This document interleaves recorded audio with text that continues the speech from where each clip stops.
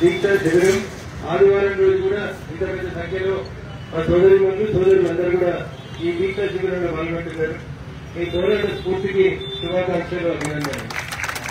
ఇందాక ఒక సోదరు మాట్లాడుతూ చెప్పింది, అవసరమైతే ఆమరణ మీద దీక్షగా నేను సిద్ధమని. ఆ పరిస్థితి రాకుండానే మీ సమస్యలు పరిష్కారం కావాలని, రాష్ట్ర ప్రభుత్వం మీద మీరు చేస్తున్నటువంటి ఒత్తిడి ఫలించాలని మనస్ఫూర్తిగా నేను మీ అందరికీ కూడా శుభాకాంక్షలు తెలియజేస్తాను. సో మీకు నా మీద ఉన్నటువంటి అభిమానానికి నేను మాట్లాడితే మీ సమస్య పరిష్కారం అవుతుందని నేను నా మీద విశ్వాసం ఉంటుంది. మీ అందరూ కూడా నేను కృతజ్ఞతలు తెలియజేస్తూ ఖచ్చితంగా భగవంతుడు నాకు ఇచ్చినటువంటి శక్తిని మీ సమస్యల పరిష్కారం కోసం ఖచ్చితంగా ఉపయోగిస్తానని, మీ సమస్యను సాధ్యమైనంత తొందరగా ముఖ్యమంత్రి గారు అవకాశం ఇస్తే వారి దృష్టికి తీసుకెళ్లి సమస్య పరిష్కారానికి కృషి చేస్తానని మనస్ఫూర్తిగా ఈ సందర్భంగా తెలియజేస్తూ, మీ సంఘం జిల్లా అధ్యక్షుడు సోదరుడు దత్తాత్రి గారు, రాష్ట్ర నాయకుడు శేషాద్రి గారు, అనిల్ చారి గారు, ఎందుకంటే ముందు మాట్లాడినటువంటి కేజీబీ స్కూల్ ప్రిన్సిపల్ సోదరి జయలక్ష్మి గారు, మల్లేష్ గారు, కంప్యూటర్స్ ఆపరేటర్స్ అసోసియేషన్ అధ్యక్షులు మరియు వివిధ ప్రాంతాల నుంచి ఇక్కడికి విచ్చేసి గత 22 రోజులుగా ఎంటీఎస్ వద్దు మమ్మల్ని రెగ్యులరైజ్ చేయండి అనేటువంటి ఒకే ఒక నినాదంతో సమగ్ర సర్వశిక్ష అభియాన్ ఉద్యోగం చేస్తున్నటువంటి దీక్షకి నేను సంఘీభావం తెలియజేస్తా ఉన్నాను. అయితే ఇదే విషయాన్ని ఇదే సమస్యని ఒకవేళ మీరు మన ముందు విన్నవించుంటే 7 రూపాయలకు వచ్చినప్పుడు ఆ దుర్గమ్మ తల్లికి దండం పెట్టి ముఖ్యమంత్రి గారి దృష్టి కూడా తీసుకుపోయి కదా కొంచెం ఆలస్యమైంది, మళ్ళించాలి. ఎన్నో little bit late, but I try to take it notice of the Telangana. So ఈ సందర్భంగా నేను వచ్చినప్పుడు మాట్లాడినటువంటి శేషాద్రి చెప్తా ఉన్నాడు, నేను కూడా వస్తూ చూసినాడు ఏం మాట్లాడాలి, ఏం జరిగిందని. పోయిన సంవత్సరం 13 సెప్టెంబర్ 2023 రోజు వరంగల్లోని బాలసముద్రం దగ్గర ఉన్న ఏకశిలా పార్క్ లో ముఖ్యమంత్రి గారు ఏం మాట్లాడారు, ఇప్పుడు ముఖ్యమంత్రి అప్పటి పిసిసి అధ్యక్షుడు రేవంత్ రెడ్డి గారు ఏం మాట్లాడినారని, ఎందుకంటే మన ఎలక్ట్రానిక్ మీడియా మిత్రులు అన్ని రికార్డ్ చేసి యూట్యూబ్ లో అప్లోడ్ అయ్యింటో ఎవరు వింటూ వచ్చినారు. ఎంత సింపుల్ గా చెప్పిందంటే, ఈ టెంట్కి వచ్చి ఛాయ్ తాగిపోయినంత సింపుల్ గా మీ సమస్యని నేను ముఖ్యమంత్రి అయినాక ఛాయ్ తాగినంత సేపట్లో పరిష్కారం చేస్తా అన్నాడు. బహుశా కాంగ్రెస్ వాళ్ళు ఎవరు ఛాయ్ తాగుతున్నట్టు లేరు. చంద్రశేఖరరావు గారు ఏం తాగినా వీళ్ళు కూడా అదే తాగుతున్నట్టున్నారు, అదే పని లేకున్నట్టున్నారు.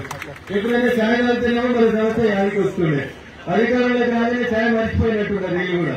ఆయన ముందుగా ఆయన ఎంత వరమైనా వీళ్ళు కూడా అట్లే కూర్చున్నట్టు కనబడతా ఉంది. నేను అడుగుతా ఉన్న రాష్ట్ర ముఖ్యమంత్రి గారిని, ఈ జిల్లా మంత్రి గారు, ఈ జిల్లా ఇన్ఛార్జి మంత్రి గారు కూడా, ఈ జిల్లా ఇన్ఛార్జి మంత్రి గారిని ఎందుకు గుర్తు చేస్తా ఉన్నారంటే అది సోదరి మహిళా సోదరి సమగ్ర సర్వశిక్ష అభియాన్లో ఎక్కువ శాతం, దాదాపు మిగతా రంగాల్లో 50% ఉన్నారో లేదో తెలియదు, ఈ 10 లో అయితే 50% మా అక్క జిల్లా కనబడుతుంది. అందుకని ఈ జిల్లా ఇన్ఛార్జి మంత్రి గారు కూడా వెంటనే జోక్యం చేసుకోవాలి, జిల్లా మంత్రి గారు జోక్యం చేసుకోవాలి. ఎప్పుడైనా ఛాయపై చర్చ పెట్టి ముఖ్యమంత్రి దగ్గరికి మన సమస్యలు పరిష్కరించాలని స్పష్టంగా రాష్ట్ర ప్రభుత్వాన్ని డిమాండ్ చేస్తా ఉన్నాను. కేంద్ర ప్రభుత్వం మాట్లాడలేదా, ముందు నోటికి వచ్చాక మీరు జీతాలు పెంచండి, మీరు రెగ్యులరైజ్ చేయండి, దాంట్లో 60% కేంద్ర ప్రభుత్వ నిబంధనల మేరకి మీరు ఎంత పే స్కేల్ ఫిక్స్ చేస్తే దాంట్లో 60% భారత ప్రభుత్వంతో ఇప్పించేటువంటి బాధ్యతలు మొదటి కాలంలో తీసుకుంటారు. కానీ రెగ్యులరైజ్ చేయాల్సినటువంటి అంశం మాత్రం రాష్ట్ర ప్రభుత్వం చేతిలో మాత్రమే ఉంటుంది. అగ్రిమెంట్ ప్రకారం భారత ప్రభుత్వం తన వంతు వాటాగా వాళ్ళు ఇచ్చే జీతం ఎంత పెంచినా, వాళ్ళు ఇచ్చేటువంటి అలవెన్సెస్ ఎంత పెంచినా అందులో 60% మా వంతు వాటాగా మేము ఇస్తాం, మిగతా 40% ఇస్తూ రెగ్యులరైజ్ చేయమని మీరు అడుగుతున్నారు. దాదాపు దశాబ్ద కాలం, పుష్కర కాలం నుంచి ఇదే ఉద్యోగాన్ని నమ్ముకొని ఇదే పనిచేస్తున్నటువంటి అందరినీ కూడా రెగ్యులరైజ్ చేయడం వల్ల రాష్ట్ర ప్రభుత్వం మీద పడేటువంటి అదనపు భారం ఏమి ఉండదు, అదనపు భారం పెద్ద ఏమి ఉండదు. పోయినసారి ముఖ్యమంత్రి దించేటప్పుడు ఎన్నికల ప్రచార సభలలో పిసిసి అధ్యక్షుడి హోదాలో రేవంత్ రెడ్డి చెప్పిన మాట ఏంటంటే, ఈ ముఖ్యమంత్రి అంటే అన్ని కాంట్రాక్ట్ ఉద్యోగాలు ఉంటాయి, ఈ ముఖ్యమంత్రి పోతే అన్ని పర్మనెంట్ ఉద్యోగాలే చేస్తాం, ఖచ్చితంగా మమ్మల్ని ఆశీర్వదించండి అని చెప్పింది. నమ్మి నాడు వస్తే ఏమైనా పోయినసారి విజయం ఈసారి కూడా ఎట్లా అవుతా ఉన్నాయి. నమ్మి నాడు వస్తే పుట్టి కూరలు అయినట్టు అధికారంలోకి వచ్చి 12 నెలలు అయిపోయింది. 10 నిమిషాలు ఛాయ్ తాగినంత సమయం కూడా రేవంత్ రెడ్డి గారికి దొరుకుతలేదంటే నిజంగా ఇది దురదృష్టకరమైనటువంటి విషయం. ఫార్మాసిటీలు, ఫార్మ్ సిటీలు, పోర్టు సిటీలు, దావోసులు ఏం మాట్లాడలేదు, లక్షల కోట్ల గురించే మాట్లాడతారు తప్ప మనుషుల గురించి మాట్లాడేటువంటి ఓపిక పోయిన ముఖ్యమంత్రికి లేదు, ఇప్పుడు వచ్చిన ముఖ్యమంత్రి కూడా కనబడతలేదు. అందుకని మీ అందరి గొంతుకగా నన్ను గెలిపించి నన్ను ఆశీర్వదించినటువంటి మీ అందరి ఆకాంక్ష కూడా ఒకటే, ఎప్పుడైనా సమస్యలు ఎవరి గొంతైతే అసెంబ్లీలోనో పార్లమెంట్ లోనో వినబడదో అట్లాంటి పేదల తరఫున, అట్లాంటి పక్క పక్షాల తరఫున రఘునందన్ నిలబడాలని మాట్లాడాలని నేను కోరుతున్నాను. ఆశీర్వదించి ఖచ్చితంగా మీ గుర్తుగా నిలబడతాను. రేపే రాష్ట్ర ముఖ్యమంత్రి గారు అపాయింట్మెంట్ అడిగి సర్వశిక్ష అభియాన్ సమస్యని పరిష్కారం చేయాలని అడుగుతాను. ఒకవేళ అపాయింట్మెంట్ ఇవ్వకపోతే ఏదో ఒక రకంగా ఏదో ఒక వేదిక మీద వాటిని కలిసి మీ సమస్యకి సాధ్యమైనంత త్వరగా పరిష్కారం లభించే దిశగా నా వంతుగా మొదటి పార్లమెంట్ సభ్యులుగా నా మీద మీరు ఇచ్చినటువంటి విశ్వాసాన్ని నిలబెట్టుకుంటారని చెప్పి ఈ సందర్భంగా తెలియజేస్తా ఉన్నారు. ధర్నాతో కొంత ఆలస్యంగా వచ్చినందుకు మళ్ళీ మక్కా జిల్లాలో పొద్దున్న నుంచి ఉంటున్న రాజధాని గురించి చిన్న చిన్న పిల్లలు కూడా అందరూ టెంట్ లో ఉన్నారు. పార్టీ కార్యక్రమం మీకు తెలుసు, ప్రజల ఆశలు ఆకాంక్షలు ఎక్కువ ఉంది. అందుకని 6 గంటల నుంచి బయలుదేరితే తిరుగుతూనే ఉంటాం. కొంచెం ఆలస్యమైంది. But I stand for you. ఎక్కువ మాట్లాడాల్సింది ఏం లేదు. I stand for you. మీతో నిలబడతాను, మీ సమస్యల కోసం నిలబడతాను.